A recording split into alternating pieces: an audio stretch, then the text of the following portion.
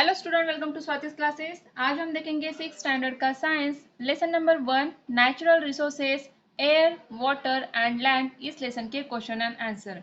Lesson के explanation वाला video अगर आपको चाहिए तो चैनल पे मिल जाएगा। चैनल को सब्सक्राइब कीजिए। आपको चैनल पे 6 स्टैंडर्ड के साइंस, हिस्ट्री, सिविक्स, इंग्लिश और मैथ्स के भी वीडियोस मिलेंगे। तो चलिए यहाँ पे क्वेश्चन आंसर को स्टार्ट करते हैं। क्वेश्चन नंबर 1 आपको दिया है फिल इन द ब्लैंक्स, जिसमें फर्स्ट वन आपको दिया है the layer of ozone gas absorbs dash rays that comes from the sun to the earth. तो सन से आने वाली कौन सी रेज होती है जिसे ओजोन गैस जो है लेयर होता है ओजोन गैस का वो एब्जॉर्ब करता है। तो कौन से रेज होते हैं? अल्ट्रा वायलेट रेज जो होते हैं उनको ओजोन गैस का जो लेयर है वो एब्जॉर्ब करता है। सेकेंड वन आपको दिया है on the total water available on the earth fresh water form dash percent. तो जो भी टोटल अर्थ के सरफेस पे पानी होता है हमें पता है, तो उसमें से सिर्फ 0.3% वाटर ही जो होता है वो हम पीने के लिए यूज कर सकते हैं। नेक्स्ट है both dash and dash constituent are present in the soil. तो सॉइल में कौन से दो कॉन्स्टिट्यूएंट्स हमें मिलते हैं? Biotic and abiotic. तो बायोटिक का मीनिंग क्या होता है? जो कि लिविंग थिंग्स में आते हैं, जैसे इंसेक्ट्स होते हैं, वर्म्स होते हैं सॉइल के अंदर प्रेजेंट, तो वो बायोटिक कॉन्स्टिट्यूएंट्स होते हैं। एंड अबायोटिक मीन्स जैसे कि मेटल्स होते हैं, किसी तरीके के जो अगर हम देखेंगे अलग तरीके के मेटल्स हमें लैंड जमीन में दिखाई देते हैं या फिर गैसेस होते हैं, तो वो किस में आएंगे? अबायोटिक कॉन्स्टिट्यूएंट्स में आएंगे। तो यहाँ पे हमें लिखना होगा both biotic and abiotic constituents are present in the soil. Second question आपको दिया है why is it said that, जिसमें फर्स्ट वन आपको दिया है the ozone layer is protective shell of the earth. Ozone layer को प्रोटेक्टिव शेल क्यों कहा जाता है अर्थ का? तो उसका आंसर आएगा the ultra violet rays coming from the sun are very harmful for living things. The ozone gas absorb these rays, as a result life on earth is protected। जैसे कि हमें पता है सन से आने वाली जो लाइट होती है उसमें अल्ट्रावायलेट रेज होते हैं जो कि लिविंग थिंग्स के लिए कैसे होते हैं? हार्मफुल होती है। लेकिन जो ओजोन गैस का लेयर होता है ये क्या करेगा? उन अल्ट्रावायलेट रेज को एब्जॉर्ब करता है, जिसके कारण जो लिविंग थिंग्स होते हैं वो प्रोटेक्ट हो पाते हैं। And therefore it is said that the ozone layer is protective shell of the earth. तो इसीलिए ओजोन गैस का जो लेयर है उसे प्रोटेक्टिव शेल कहा जाता है अर्थ का, क्योंकि अल्ट्रावायलेट रेज जो हार्मफुल होते हैं लिविंग थिंग्स के लिए उनसे क्या होता है? हमारा प्रोटेक्शन होता है ओजोन गैस के लेयर के कारण। तो ओजोन लेयर को प्रोटेक्टिव शेल कहा जाता है। सेकेंड वर्ड हमें दिया है वाटर इज लाइफ। तो पानी को लाइफ क्यों कहा जाता है? तो आंसर में फर्स्ट पॉइंट हम लिखेंगे water is required for drinking and various other purposes like cleanliness, construction etcetera. जैसे कि हमें पता है स्टूडेंट, बचपन से हम लोग देखते हैं या फिर खुद हम यूज भी करते हैं पानी को ड्रिंक करने के लिए या बात करने के लिए, नहाने के लिए, ब्रश करने के लिए, कई सारी चीजें। मतलब अगर दिन भर में आप देखोगे तो हर एक चीज के लिए हमें पानी की जरूरत होती है। The blood of animals and the SAP in plants contain a very high proportion of water. अगर हम एनिमल्स की बात करेंगे तो उनके ब्लड में भी क्या होता है? वाटर का प्रोपोर्शन हमें दिखाई देगा। और प्लांट्स में जो सैप होता है उसमें भी हमें हाई प्रोपोर्शन दिखेगा वाटर का। No living thing can survive without water, therefore it is said that water is life. कोई भी लिविंग थिंग जो है पानी के बिना जिंदा नहीं रह सकता, ये हमें पता है। तो इसके लिए हम कह सकते हैं कि वाटर इज लाइफ। पानी ही क्या है? जीवन है, या फिर जल ही जीवन है, इसे आपने भी सुना होगा। तो उसके पीछे यही सारे रीजन है। नेक्स्ट है sea water is useful even though it is not portable. कि सी वाटर को हम लोग यूज तो करते हैं लेकिन पोर्टेबल नहीं है, क्योंकि हम नहीं पी पाते, क्योंकि सी वाटर जो होता है सॉल्टी होता है जिसे हम नहीं पीते हैं। लेकिन सी वाटर इज यूजफुल, किस तरीके से यूजफुल होता है वो भी देखेंगे। Water vapours are form from sea water. Sea water हमें पता है, देखिए पानी से क्या होती है? वाटर वेपर बनती है, इवेपोरेशन जिसे हम कहते हैं। तो सी वाटर अगर हम देखेंगे तो काफी बड़ा सरफेस होता है, काफी ज्यादा पानी होता है, तो वहां पे वाटर वेपर्स भी ज्यादा बनती है। We get rain water through water cycle. जैसे कि वाटर साइकिल में हम देखेंगे तो इवेपोरेशन होता है, तो वाटर वेपर के कारण क्लाउड्स बनते हैं एंड उन क्लाउड्स के कारण ही हमें बारिश या फिर रेन जो होती है उसके कारण पानी मिल पाता है। तो ये किसके कारण पॉसिबल होता है? क्योंकि सी वाटर का सरफेस ज्यादा है या फिर पानी ज्यादा है तो इवेपोरेशन ज्यादा होगा, तो वाटर साइकिल में हमें हेल्प होती है और फिर रेन मिलती। रेन मीन्स फ्रेश वाटर जो चाहिए वो हमें मिलता है। तो इसके लिए भी सी क्या होगा? हमारे लिए हेल्पफुल ही होगा। नेक्स्ट है fish, crab, prawn, salt, iodine and some other aquatic organisms and minerals are obtain from the sea water. तो कई सारे टाइप्स के फिशेस है या फिर एक्वेटिक ऑर्गेनिज्म या फिर एक्वेटिक एनिमल्स हम जिसे कह सकते हैं, जो कि पानी में रहने वाले हैं, जो सी में रहते हैं, तो ये सारी चीजें हमें कहाँ से मिलती है? समुद्र से मिलती है। Therefore it is said that sea water is useful even though it is not portable. तो इस तरीके से यूजफुल तो है हमें, लेकिन पोर्टेबल नहीं है, या फिर हम लोग उसे ड्रिंक नहीं करते, क्योंकि वो क्या होता है? सॉल्टी होता है। तो लेकिन बाकी जो भी यूजेस है, जैसे कि फिशेस हमें मिलते हैं, कई सारे मिनरल्स मिलते हैं, तो उनके लिए सी वाटर हमें काम आता है, और वाटर साइकिल में भी वो हेल्प करता है, क्योंकि इवेपोरेशन वहाँ पे ज़्यादा होगा। तो सी वाटर भी हमें क्या होता है? यूजफुली साबित होता है। क्वेश्चन नंबर 3 हमें दिया है, व्हाट विल हैपन इफ, तो उसमें फर्स्ट हमें दिया है microbes in the soil get destroyed. अगर सॉइल में जो माइक्रोब्स प्रेजेंट होते हैं वो अगर डिस्ट्रॉय हो जाएंगे तो क्या होगा? तो आंसर में फर्स्ट पॉइंट हम लिखेंगे, some microbes present in soil are useful to us. तो माइक्रोब जो होते हैं सॉइल में प्रेजेंट, वो हमारे लिए यूजफुल भी होते हैं।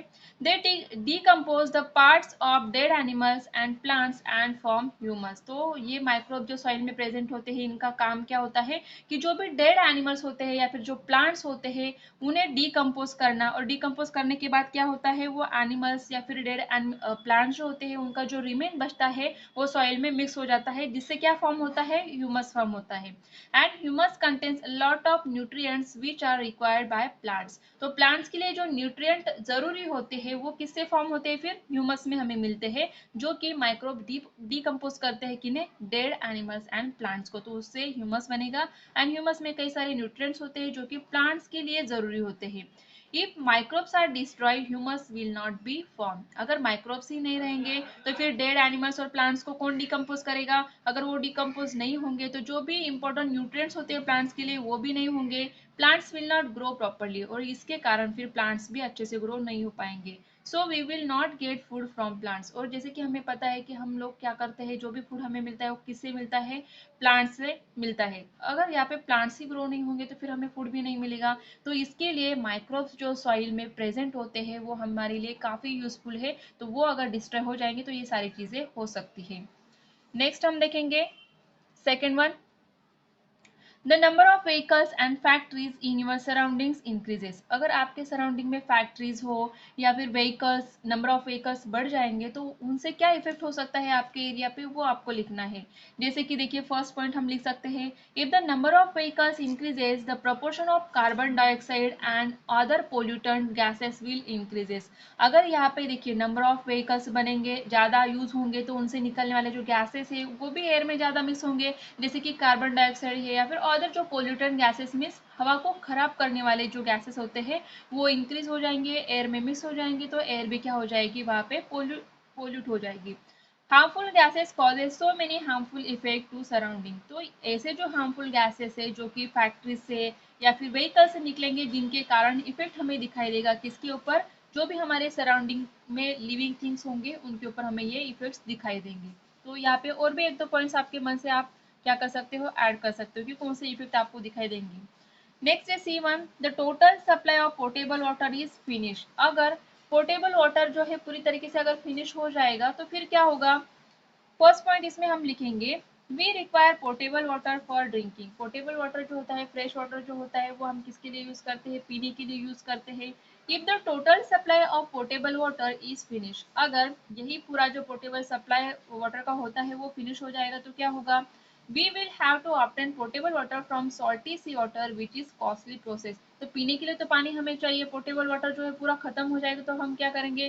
सी वाटर जो है उसे हमें क्या करना होगा? उसके ऊपर प्रोसेस करके फिर उस पानी को पीने के लिए बनाना होगा। तो उसके लिए काफी जो प्रोसेस होगा वो कॉस्टली हो सकता है, या फिर पोर्टेबल वाटर जो हम क्या करेंगे? खरीदेंगे तो उसका प्राइस भी हाई हो जाएगा। तो ये सारी चीजें हमें दिखाई देंगी अगर total supply of portable water finish हो जाएगा तो ये आंसर आप यहाँ पे लिख सकते हो।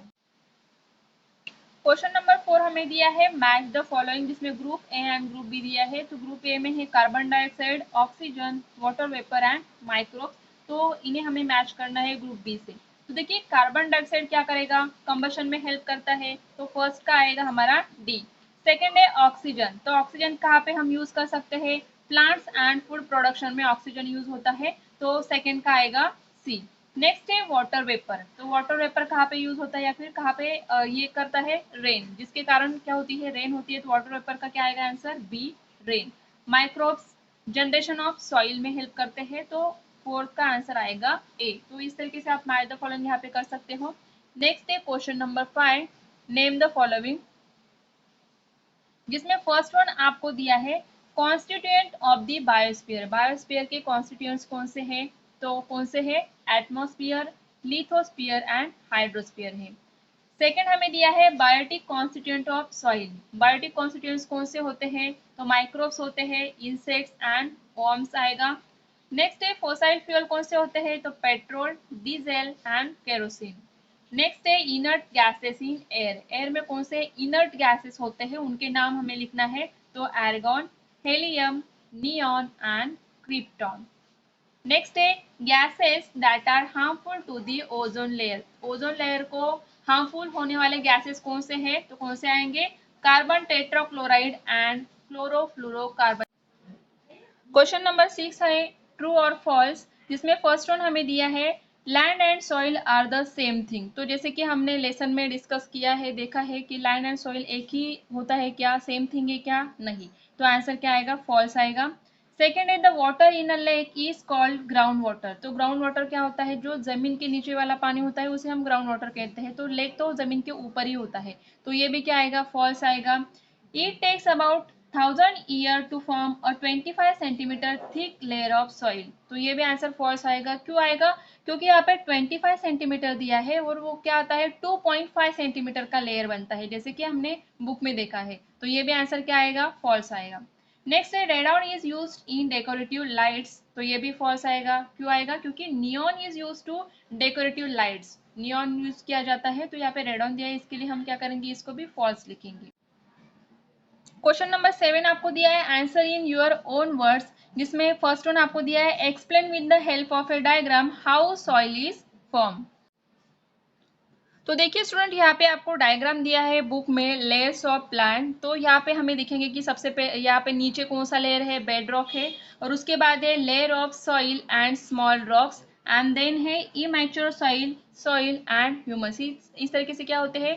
सॉइल के लेयर्स हमें दिखाई देंगे। तो ये किस तरीके से सॉइल फॉर्म होती है? जो सॉइल हमें यहाँ पे ऊपर अर्थ के सरफेस पे दिखाई देती है, तो ये सॉइल कैसे फॉर्म होती है उसका एक्सप्लेनेशन हम देखेंगे यहाँ पे। The process of soil formation, किस तरीके से सॉइल का फॉर्मेशन होता है वो हम देखेंगे। The soil on the land is form by a natural process, ये एक नेचुरल प्रोसेस होती है। The abiotic components of soil are supplied through the weathering of the bed rock. तो जैसे कि हमने यहाँ पे देखा, जो बेड रॉक होते हैं उनसे ये सॉइल फॉर्मेशन की पूरी प्रोसेस वो शुरू होती है। Due to the heat, cold and water of the sun, water of the sun, wind and rain respectively. किसके कारण होगा? हीट के कारण, कोल्ड के कारण, वाटर, सन के कारण, विंड के कारण एंड रेन के कारण क्या होते हैं? Bed rocks breaks down into pieces. जो ये बेड रॉक्स होते हैं ये क्या होते हैं? ब्रेक्स हो जाते हैं इनटू छोटे पीसेस में। Stones, sand and soil are form from this pieces. तो बेड रॉक्स के जो होते हैं, देखिए बड़े बड़े बेड रॉक्स होंगे, उनके छोटे छोटे पीसेस फॉर्म होने लगते हैं। फिर उसके बाद जो है स्टोन वगैरह जो है उनसे फॉर्म होने लगते हैं, स्टोन से या फिर सैंड है वो फॉर्म होने लगती है। Microbes, worms and insect are found among them. तो इन सारे चीज़ों में जो है, जो ये वाला लेयर है वहाँ पे हमें क्या दिखाई देंगे? जो इंसेक्ट्स होते हैं, वर्म्स होते हैं, माइक्रोब्स होते हैं, ये वहाँ पे प्रेजेंट होते हैं। Rodents like mice and rats are also found here. The roots of trees growing on the land also help the weathering of rocks. तो इसके कारण भी ट्रीज के जो रूट्स होते हैं ये ग्रो होते हैं कहाँ पे? जमीन के काफी नीचे तक जो है प्लांट्स के रूट्स जाते हैं। जैसे कि हम डायग्राम में भी देखेंगे, कोई प्लांट है, ये तो छोटा सा प्लांट दिया, अगर कोई बड़ा ट्री है तो उसके जो रूट्स होते हैं काफी अंदर सॉइल तक जाते हैं, नीचे तक। तो जो बेड रॉक्स है या फिर इनसे फॉर्म होने वाले छोटे पीसेस है उनको भी क्या करते हैं? वो पीसेस में कन्वर्ट करते हैं या फिर उनके कारण वो ब्रेक होते हैं। The roots of trees growing on the land also help weathering of rocks.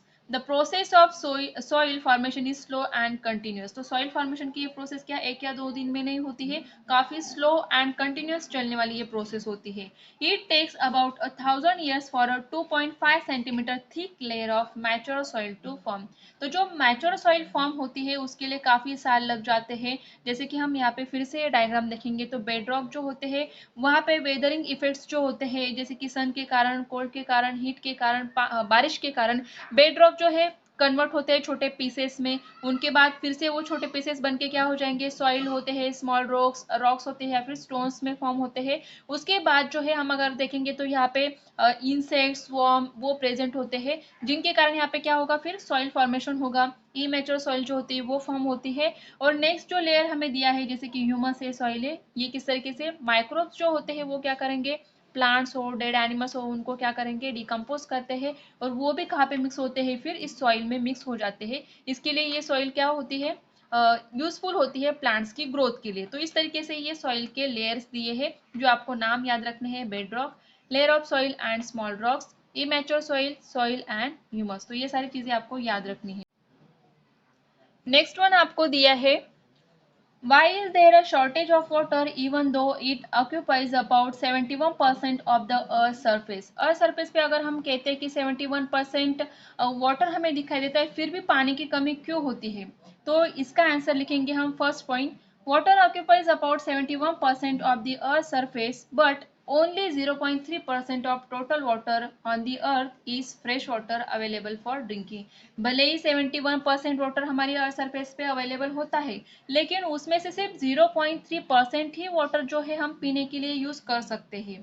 We can not use all the water on earth because sea water is salty. सारा का सारा पानी हम क्यों नहीं यूज कर सकते, क्योंकि ओशन में सबसे ज्यादा पानी होता है सी वाटर, जो कि सॉल्टी होता है, जिसे हम नहीं पी सकते। Some water is in the frozen state, frozen state में होता है मीन्स बर्फ के रूप में हमें दिखाई देगा पानी, तो वो भी यूज नहीं होता है। If in a particular region rainfall is not sufficient then that region experiences shortage of water. अगर कोई पर्टिकुलर रीजन है वहाँ पे बारिश ही कम होगी तो वहाँ पे पानी अवेलेबल होगा ही नहीं, तो वहाँ पे पानी की शॉर्टेज हो सकती है। तो ये सारे रीजन आते हैं कि 71% में से सिर्फ हम 0.3% ही जो पीने के लिए योग्य होता है या फिर अवेलेबल होता है उसे हम ड्रिंकिंग के लिए यूज कर सकते हैं, और सॉल्टी वाटर को हम यूज नहीं करते हैं, इसलिए भी शॉर्टेज ऑफ वाटर हो सकता है, या फिर रेनफॉल की कमी के कारण भी क्या होगा, शॉर्टेज ऑफ वाटर एक्सपीरियंस हो सकता है। नेक्स्ट वन दिया है, what are the various constituent of air. Air के कॉन्स्टिट्यूएंट्स कौन से होते हैं, जैसे कि nitrogen, oxygen, carbon dioxide, argon, helium, neon, krypton, xenon, जैसे कि हमने बुक में भी देखा है। राइट देयर यूजेस, तो उनके साथ साथ हमें मिस नाम भी लिखने हैं एयर के कौन से कॉन्स्टिट्यूएंट है और उनके यूजेस भी लिखने हैं। तो फर्स्ट वन हमने लिखा है nitrogen, helps living things to build the necessary proteins. It is useful in the production of ammonia and in airtight packaging of foodstuff.